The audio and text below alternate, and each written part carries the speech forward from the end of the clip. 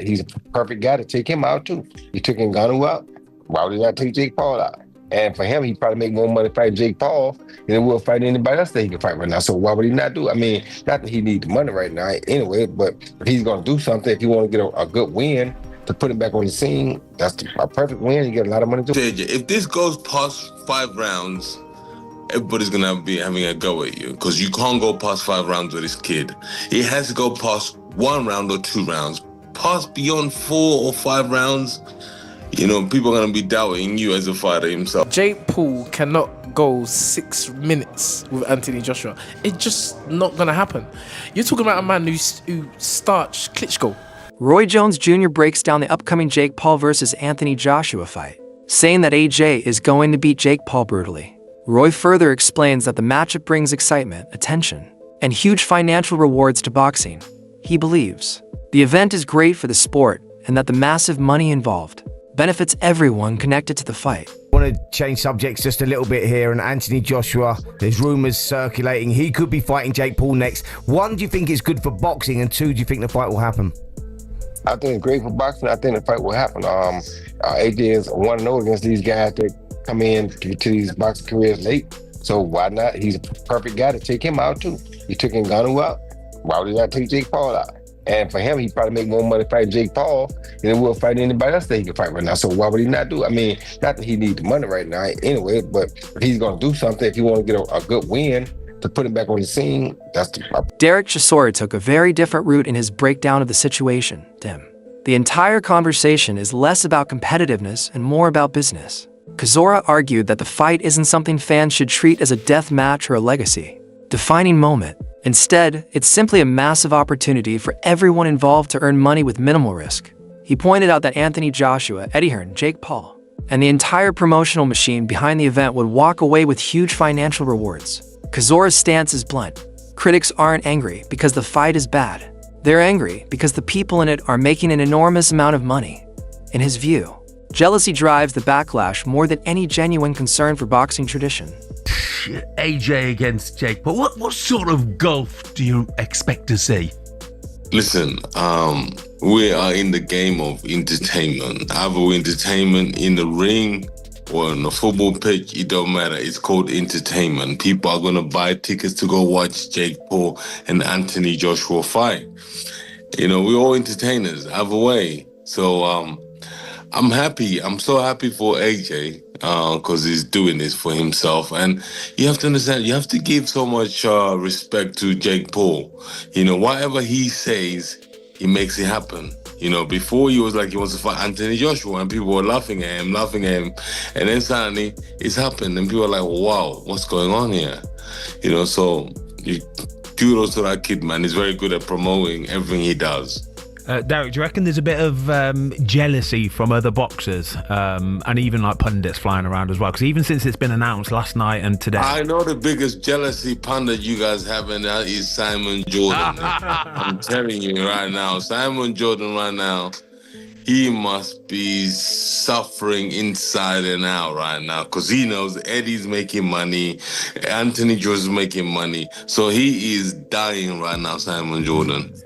Look, Derek, and I know you say it's entertainment and there'll be a massive audience, but is there an element of danger as well? Look, AJ's a former world champion, and this is a guy, you know, the best he's been in with is Tommy Fury. Listen, he don't really care. In the boxing ring, it's the only place you can murder somebody and not go to jail.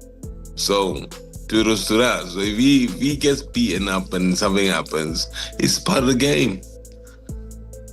Well, I'm not sure that's a game that people will want to see, though. Is it a real fight, though? Is this going to be a proper fight? You will know more than most. Mate, let me tell you something. From how much they get paid, about 177 million, whatever, and they're splitting down the middle. So I hope it's not a game because I want to see some blood. I want to see somebody's teeth falling out. So I told Anthony... The conversation surrounding this fight between Jake Paul and Anthony Joshua has become one of the most unexpected yet fascinating debates in modern boxing. Abdullah Mason offered one of the more balanced viewpoints. Rather than writing off the matchup as a circus or a guaranteed blowout, Mason argued that Jake Paul has developed enough skill and discipline to make the fight at least somewhat competitive. In his view, Paul has been training seriously for years, picking experienced opponents and gradually leveling up. Mason's stance isn't that Paul would beat Joshua, but rather that fans shouldn't underestimate how much work Paul has put in. This perspective challenges the instinctive reaction many boxing purists have. Joshua is a former unified heavyweight champion, an Olympic gold medalist, and one of the most technically structured heavyweights of the past decade. Legendary promoter Frank Warren echoed this point in his own way. Is that surprising? Is that the first you've heard of it? That's the first I've heard of it. That's surprising to me. Confirmed. 3 minute, eight rounds. 3 minute, 8 rounds. Yeah. Yeah. Just your take on it. Just seeing Jake Paul and Anthony Joshua in a heavyweight fight. I mean, I guess they doing what's best for them, you know. So I feel like, you know, I don't got too much to say on it. I asked you before when Tank wasn't originally scheduled to face him if you'd watched it. You said you would, but is this more of a competitive challenge for Jake, do you see, because of a natural weight between them being a lot closer? Oh, this is definitely more of a competitive challenge for them. So He admitted openly that regardless of the criticism, everyone would end up watching. This honesty highlights an important truth. Even the loudest haters wouldn't be able to resist tuning in. Warren also noted that Jake Paul has been gradually increasing the level of his opponents, taking steps forward in terms of skill, experience, and challenge. To Warren, the fight isn't disrespectful to the sport. Instead, it's part of boxing's evolution where entertainment, global reach, and financial appeal coexist with traditional matchups. His approval suggests the industry doesn't see Jake Paul as an invader anymore, but as a continuing part of the ecosystem. Well, what I think is that people will buy it. They'll watch it, and Netflix have bought it. And they're expecting to get big numbers. They've had big numbers for his last 2 fights. He's a major attraction for whatever reason. But he's a licensed boxer. He trains, he works as a fighter. I take my hat off to him for all of that. He's not a heavyweight, and he's stepping in with, people have criticised some of his opponents in the past, but he's stepping up to the plate. Can't criticise this one, I suppose. He's gone from one extreme to the other. He's fighting a guy, two-time world champion, as somebody who's a natural heavyweight. I know there's a weight clause thing on there, but I don't think that will make a lot of difference to AJ. And he's also a gold medalist. I think it's he's a massive favourite, AJ, for this fight.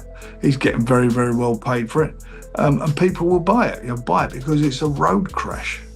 He is a massive favourite. The bookies only have him at 1-10 and 1-4 to get the stoppage. Is that a bit mad to you? I mean, look, you've seen AJ. You see what he's done with Ngannou.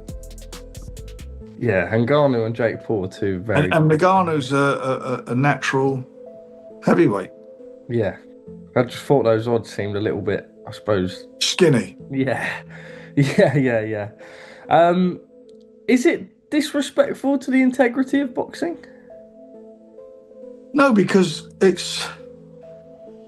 Look, you're asking a question that you know the answer to, as does most people in the industry. So, it is what it is. It's a pure money-making venture with a guy that's AJ doesn't mean too much in America. Jake Paul does. AJ's ventures into America didn't go down too well, did it? So Jake Paul does though, and he's got a massive following, and that's why he's on the A side of the... Former heavyweight champion David Haye delivered one of the harshest assessments. He warned that for Jake Paul, stepping into the ring with Joshua could be dangerous enough that it might be his last day on Earth. Haye emphasized the massive physical disparity between the two men. Joshua's size, power, experience, and athletic pedigree are levels beyond anything Paul has faced. Haye's angle is built on raw boxing logic. Joshua has knocked out elite heavyweights. Paul has faced smaller, older, or inactive fighters. The difference, Haye believes, is so big that it shouldn't even be debated as competitive. For him, the fight is a mismatch, not just technically, but physically. His warning is meant to highlight how real heavyweight power can change everything. Jake Paul is going to get in a ring in a boxing match, boxing gloves, to mix it with one of the most dangerous heavyweights on the planet, someone who is the Olympic gold medalist, won the heavyweight championship twice. Although he lost his last fight against a very good Daniel Dubois, he's a top 10 heavyweight on the planet versus internet sensation, someone who's a latecomer to boxing and has boxed at a very moderate level. I'm talking domestic level, and he lost to Tommy Fury, for instance. And Tommy Fury, who he lost to, versus Anthony Joshua, they're two completely different sports. So I commend Jake Paul for putting himself in harm's way, because boxing is a dangerous game. People have died in the ring. People have been seriously injured, maimed. And he believes in himself enough to do it on a massive scale, because it's not about the money. He's got enough money. This is him wanting to push the boundaries of reality. He's manifested an amazing life for himself. He's a superstar. And I think he wants to try and do the unthinkable. He wants to. It's an insane challenge he's put himself up for, but you've got to give him credit. You say an insane challenge. You've described it before as Jake Paul being a cat versus Anthony Joshua's lion. Yeah. I mean, they're not equally matched on any sense, are they?